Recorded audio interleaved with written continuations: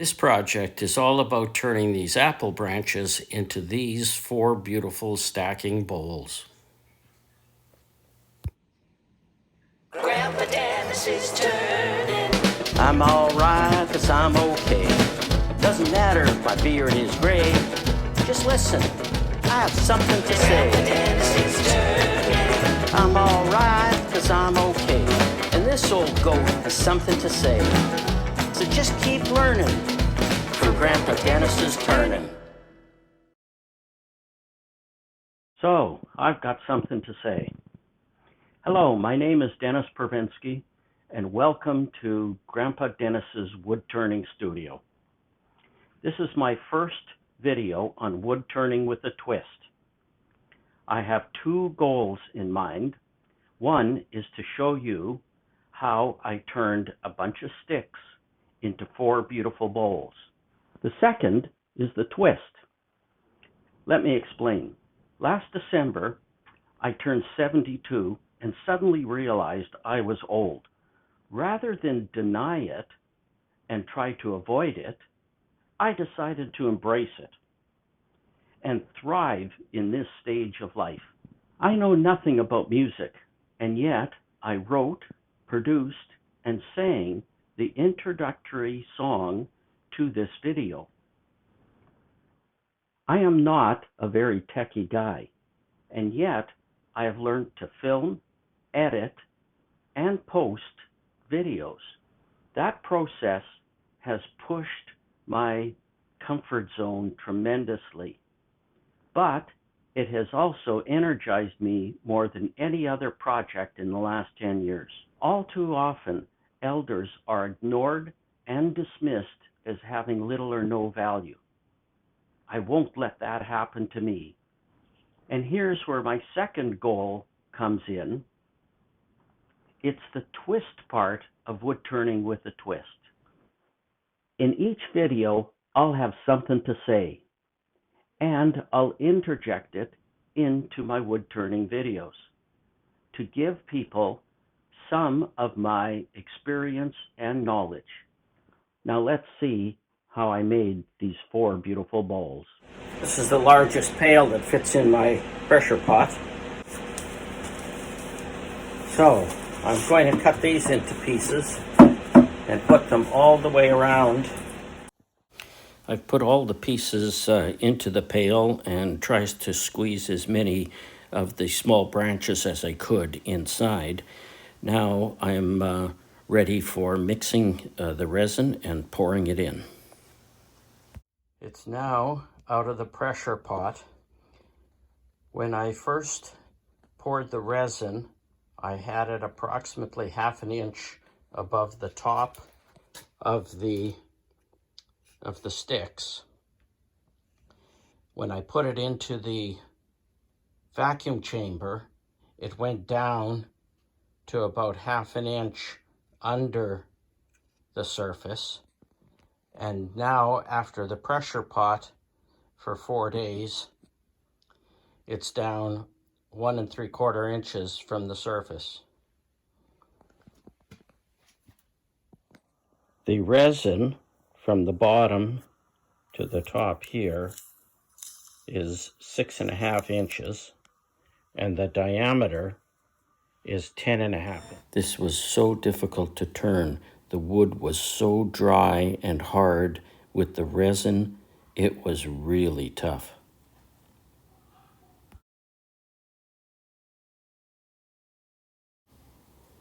I put 16 screws in this faceplate, hoping that that'd be enough to keep it secure as I was turning it.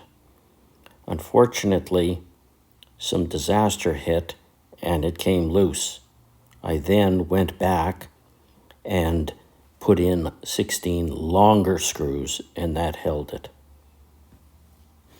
I now have the piece attached to the lathe using the faceplate. I'm going to be truing up the top of this piece so that I can begin the process of coring it.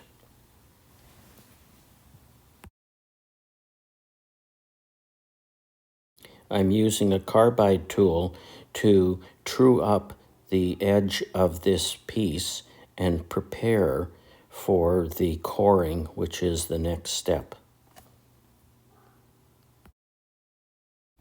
This is now the coring system set up from one way, and I'm coring out the small little piece.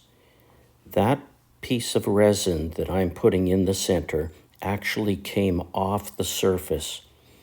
The center part of this core is a large apple branch that had wax on each end to prevent checking of the branch and cracking. Now, I did not take that wax off. As a result, the epoxy would not secure to the wood. I ended up coring out that small little bowl.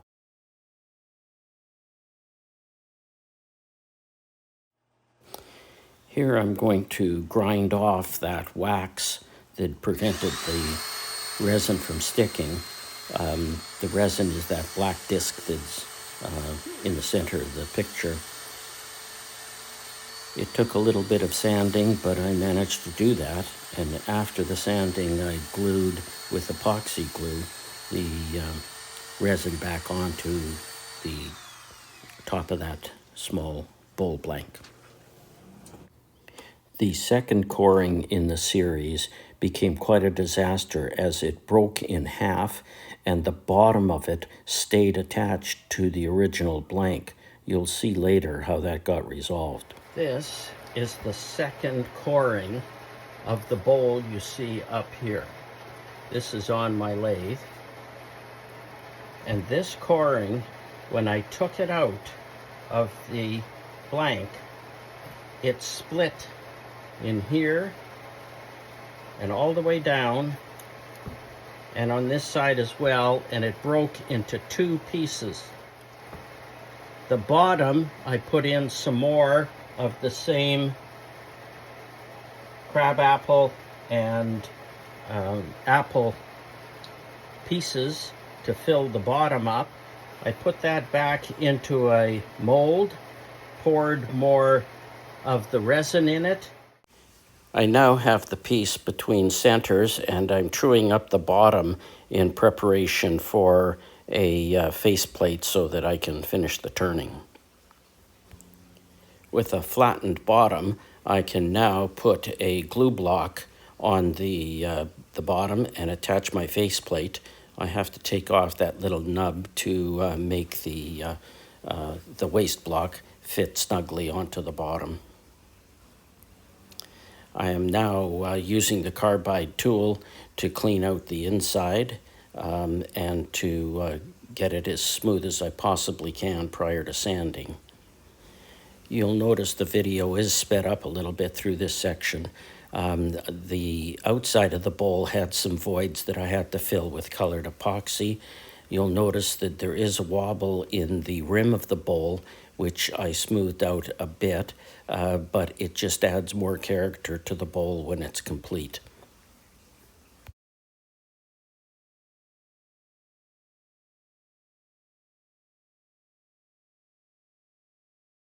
There's the finished product after all the effort to save that bowl. It was worth it.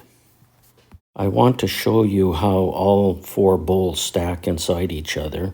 The original's on the lathe.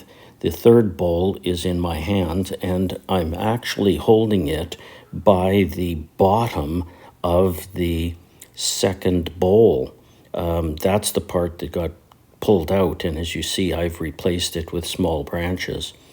And now the last one in there is the one that the resin came flying off, and it's now reattached. I use hot glue to attach a waste block onto the bottom of the third bowl. It's a very secure glue once it sets. I'm using my tailstock to apply pressure and center it on the blank. I've now reversed the bowl with the faceplate attached to the headstock, and I'm truing up the edge of the piece.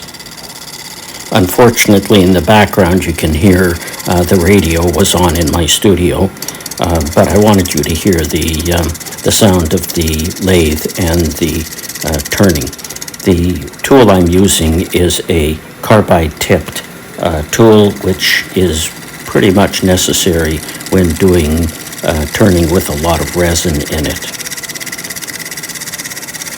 The shaking you can see from the tool was the piece being slightly out of round. It took a while, but I managed to true it up. Here I'm using a negative rake scraper to just clean up the final cuts before I get into the sanding, which goes from 80 grit all the way to 1500 grit. And then after that comes the polishing with polishing compound and a buffing wheel.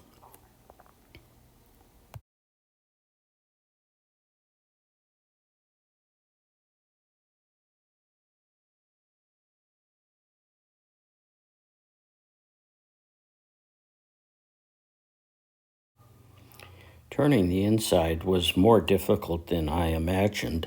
I tried to use a bottom bowl gouge, 40-40 gouge. None of them seemed to work very well, and I think that's because of the hard end grain as well as the resin. So I ended up going to the carbide tools, and the carbide seemed to do the better job in cutting it. Once I can get it shaped properly, I can use scrapers to do the final shaping, but they have to be sharpened frequently. The finish I'm using is the three-part finish with boiled linseed oil, tung oil, and polyurethane. It's very unique in that you put it on and soak it as much as you possibly can, then you rub off every bit you can rub off and leave it overnight. Do it again 3-4 times. It takes several days to get the finish done, but boy, does it ever come out nice when it's done.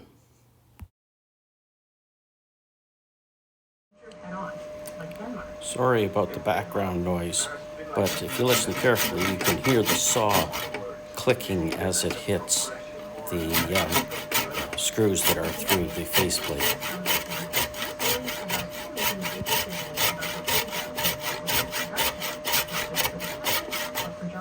Now I have my vacuum chuck attached, and I'm getting some vacuum pressure to hold the bottom on, truing it up to try and get it to run nice and smooth.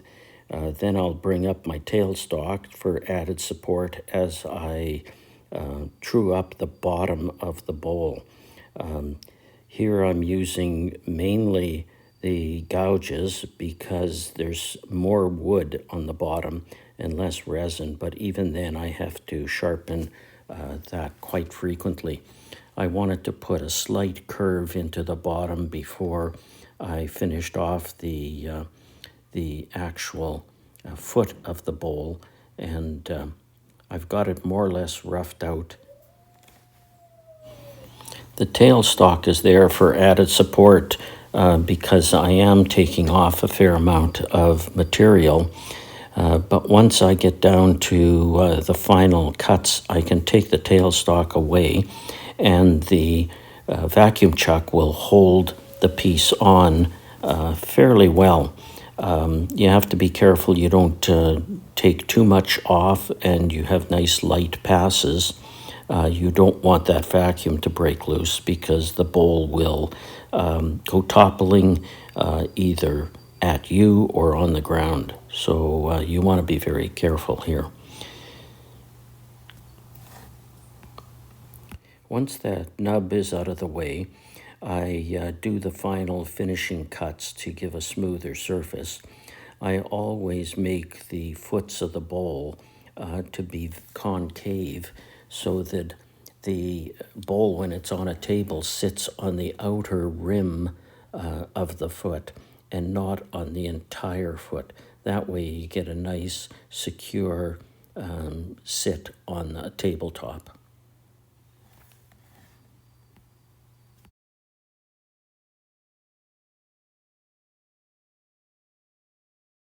Once I've done the gouge work and that's complete, I'll then do sanding up to about 800 grit, and I'll also polish that out so that it's nice and smooth.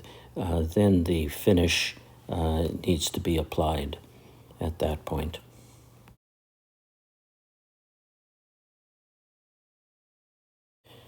I rub off the dust that's left from the sanding with denatured alcohol, and then do some buffing with the buffing wheel again to just to get rid of any imperfections, and again go over it with denatured alcohol because the buffing compound has a wax base to it, and I have to get that wax base off the bowl before my finish goes on.